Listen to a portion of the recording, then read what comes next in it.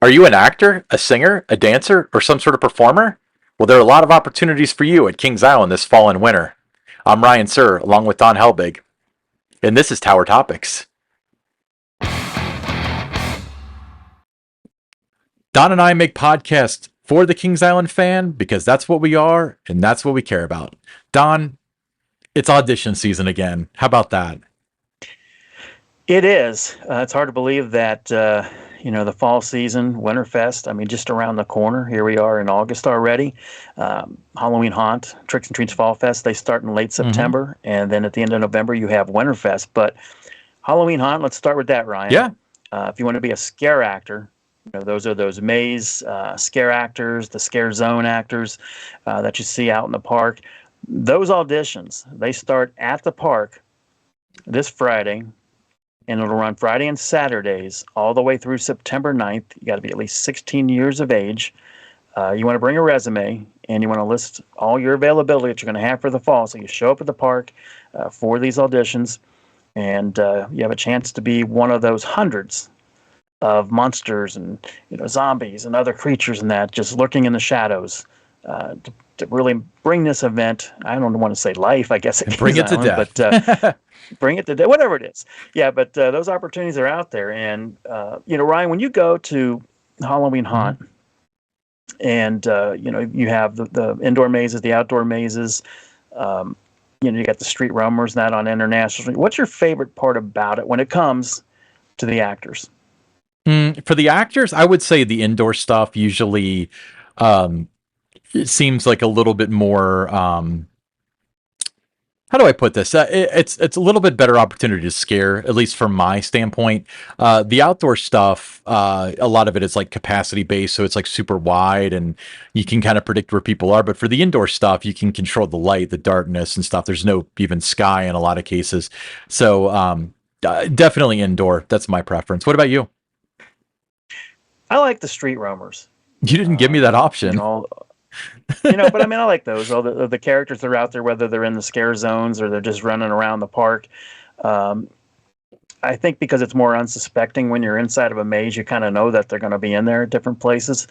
So I like the fact that they can pop up anytime, anywhere, and give a guest scares. I really like that. Have you ever thought yourself about maybe being a haunt scare actor? Uh, And all the years they've had haunt, has that ever like entered your mind like that might be cool? That might be what I want to do. No. Honestly, it's so to be clear, I've got so many friends that have done it from the time they were 16 well into adulthood who count down the days until haunt.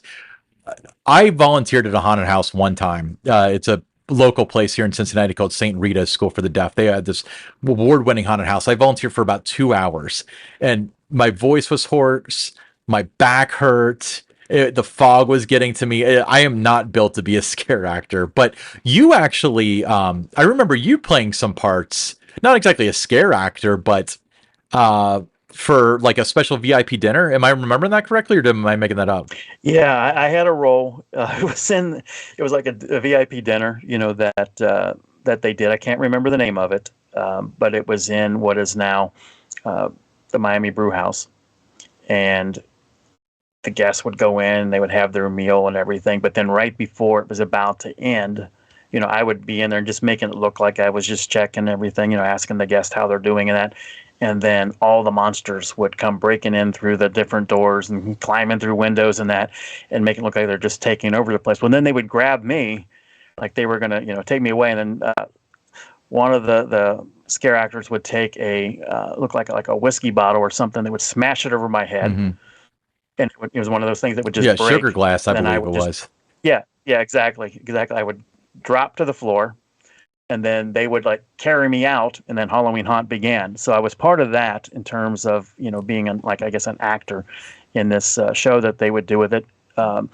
It did kind of, it wasn't supposed to hurt, but it hurt. I didn't have any hair to protect Right. it. So when they would crash or crack that bottle over my head, sometimes little pieces of it, I'd have like little cuts or something on my head. The little pieces of glass would get down on my shirt, and so I felt that after doing that for 12 Hmm. nights. It was every Friday, every Saturday night with it. But I also had an opportunity a couple of different times to get the makeup on. Hmm. and just go out in the park. And one year was 2007. The first year it was branded as Halloween Haunt. It was for the media event that I was dressed up as kind of a like an undertaker, gravedigger, whatever character I you want to remember call it. that. Yeah. It had like the dark circles and everything, and it was a lot of fun up in the it was in the International Restaurant, doing that. But it was also the first night that this event had been elevated to be a little bit more edgy and everything. And Hot Blooded had debuted, Hmm. and there were guests, obviously going to guest services because this was not the Kings Island they Hmm. knew, to have shows like that, and some of the other things that are out on International Street, some of the props and things that just totally took people by surprise that it had become a lot more edgier and scary and more blood, more terror, more gore, I guess is what was promoted at the time. But they were like, Don, we need you down to guest services. We have some guests that want to talk to somebody about this. So I go down, I'm in the whole garb and stuff, trying to talk to the guests and just explaining to them that the event had been elevated to haunt, and some of the different things with it. But there was another year I went out in the park, and it was maybe I think it was 2019 that I just got made up and just walked around and just did different things, and it was fun. I mean, it really was one of the most fun nights I had. Just scaring guests. I'd pop out behind a bush or a tree, or I'd be waiting for people at the exit of a ride. The best spot that I found was Flight of Fear. Hmm. And as you're coming out, that little doorway there to go back out in the park, you're coming down that hallway, to exit the ride. I would just stand there, and as I heard voices and that people coming, I would just like step out and just stand there, and it would just freak people out. So much fun, so much fun. So this is the kind of job, how many nights there are on, the Friday, Saturday nights that they have it, and you're looking at 12, maybe a couple more nights than that if they add more days to it. But so much fun, to just get dressed up, go into character, scare all the guests, and really be a part of why Kings Island has won, a number of awards for those USA Today polls and that for best Halloween event. You get to be one of the reasons why that happens. So, this Friday is when those auditions start. So let's talk about the audition process specifically for Haunt. What can somebody expect? You mentioned that you had to come, you have to be what, 16 or 18 for this?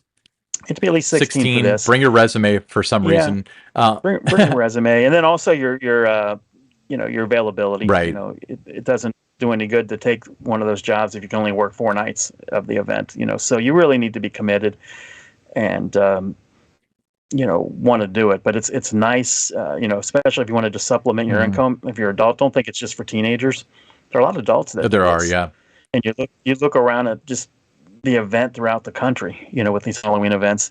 You have some professional people that are out Oh, there yeah. that are doing this. You have people that you know have high-paying Mhm. jobs, and they just love the Halloween season, so they go to their local amusement park, and they become a monster for those events.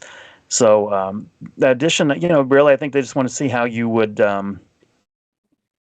just basically what your personality Mhm. is, so they know where to cast you. Are you just going to be, somebody that's going to be out, more guest facing in that, somebody that can put you on a microphone, Mhm. maybe.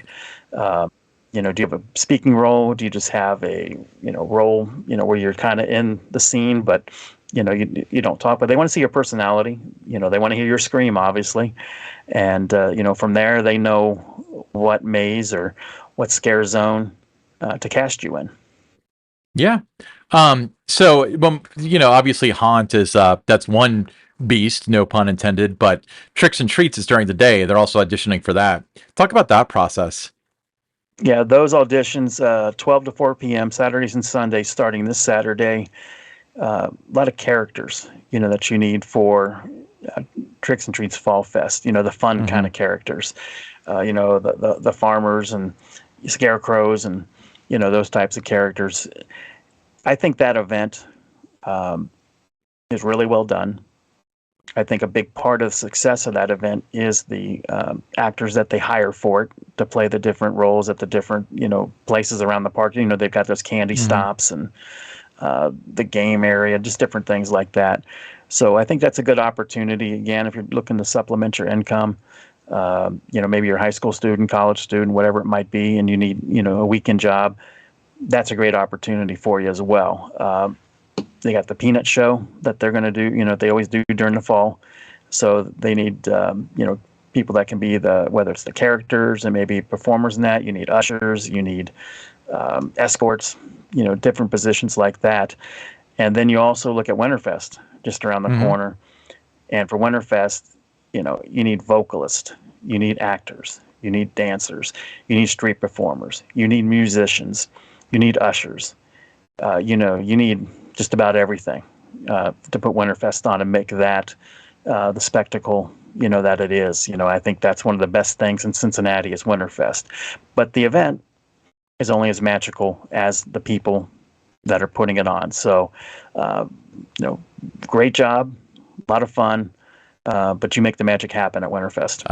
I completely agree. Winterfest is such a special time, and it's such a contrast to Halloween Haunt and the way that it depicts the world with sugar plums and fairies and stuff, as opposed to ghoul. Now, if you're going to audition, Now, if you're going to audition for one of those positions, like a vocalist, an actor, a dancer, you need to bring your resume.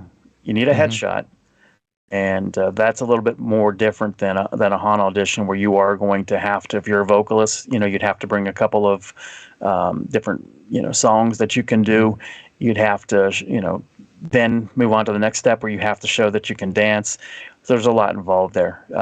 So go online, visit kingsisland.com. I think would have that information, or there's different, things you can do to find out. If you're at a school that has different, entertainment programs, music programs, they might have some information there for you as well. But, if you don't see anything online, just give the park a call, ask, for some more details. But make plans now. Those positions do fill up quick. Yeah, they do. Whether it's haunt, tricks and treats, Winterfest. So just, make plans now to attend one of those auditions. Yeah, completely agree. So again, you can find more information on visitkingsisland.com. Move quickly. The jobs area, probably. Yeah. And then, so for like a regular scare actor or probably walk around character, you just need a resume and your availability and your handsome self. And then obviously if you're some sort of like special trade, like a dancer, singer, something like that. Now what I've always read is that you can have you will have to sing something in the pop or country style. And you can bring like a pre-recording or whatever, and they can accommodate that. If you're auditioning with an instrument, you have to bring that, except the drums are house. So awesome. So yeah, if you want to be part of the magic, make sure you check it out, and hopefully we'll see you in the fall and winter. I'm Ryan Sir with Don Helbig. This is Tower Topics.